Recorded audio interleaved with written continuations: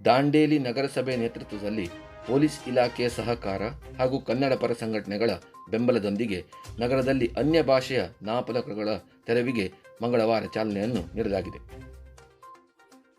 ನಗರದ ಜೆಎಸ್ ರಸ್ತೆಯಿಂದ ಅನ್ಯ ಭಾಷೆಯ ನಾಮಫಲಕಗಳ ತೆರವು ಕಾರ್ಯವನ್ನು ಆರಂಭಿಸಲಾಯಿತು.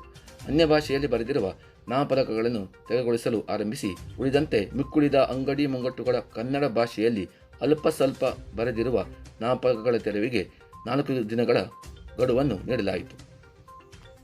ಅನ್ಯ ಭಾಷೆಯ ನಾಮಫಲಕಗಳನ್ನು ತೆರವುಗೊಳಿಸುವಂತೆ ಕರವೇ ಕಾರ್ಯಕರ್ತರು ಹೇಳಿದಂತಹ ಸಂದರ್ಭದಲ್ಲಿ ಕೆಲವೆಡೆ ಅಂಗಡಿ ವ್ಯಾಪಾರಸ್ಥರು ಮತ್ತು ಕರವೇ ಕಾರ್ಯಕರ್ತರ ನಡುವೆ ವಾಗ್ವಾದ ನಡೆದ ಘಟನೆ ನಡೆದಿತ್ತು.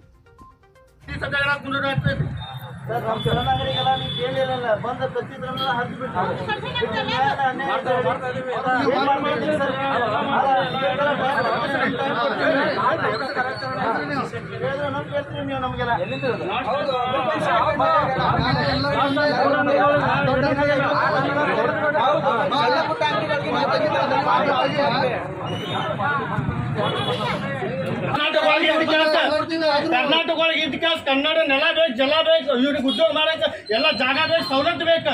ಕನ್ನಡ ಭಾಷೆ ಬೇಡ ಇವರಿಗೆ, ಜನ್ಮಕ್ಕೆ ನಾಚಿಕೆ ಆಗ್ಬೇಕು ಇವ್ರಿಗೆ. ಅವ್ರು ಬಂದು ಯಾಕೆ ಕ್ಷಮೆ ಕೇಳೋ ಮಟ್ಟ ನಾವು ಇಲ್ಲಿಂದ ಹೋಗುದಿಲ್ಲ. ನಿಮ್ ಕೆಲಸ ನೀವು ಮಾಡ್ರಿ. ನಗರಸಭೆ ಅಧಿಕಾರಿಗಳು ನಮಗೆ ಏನು ಹೇಳಿದ್ದಾರೆ? ನಗರಸಭೆ ಅಧಿಕಾರಿಗಳು ನಮಗೆ ಏನು ಹೇಳಿದ್ದಾರೆ? ಆಂಗ್ಲ ಭಾಷೆ ಇದ್ದದ್ದು ನಾವೆಲ್ಲ ಸಂಪೂರ್ಣವಾಗಿ ಇವತ್ತು ನಾವು ತೆಲುಗುಗೊಳಿಸ್ತೇವೆ ಅಂತ ಹೇಳಿದ್ದಾರೆ. ಅದನ್ನ ತೆಲುಗುಗೊಳಿಸ್ಬೇಕು.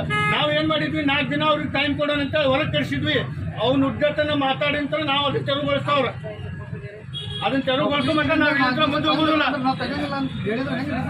ಸಾಹೇಬ್ರ, ಒಬ್ಬರಿಗೆ ಒಂದು ನ್ಯಾಯ ಮಾಡೋದು ಬೇಡ, ಎಲ್ಲರಿಗೂ ಸಮಾನ. ಯಾಕಂದ್ರೆ ಕಿತ್ತಾಕ್ ಬಿಡ್ರಿ, ಎಲ್ಲ ಬೋರ್ಡು ಕಿತ್ತಾಕ ತನಕ ನಾವು ಹೋಗುದು ಬೇಡ ಇಲ್ಲಿಂದ. ಯಾಕಂದ್ರೆ ನೀವು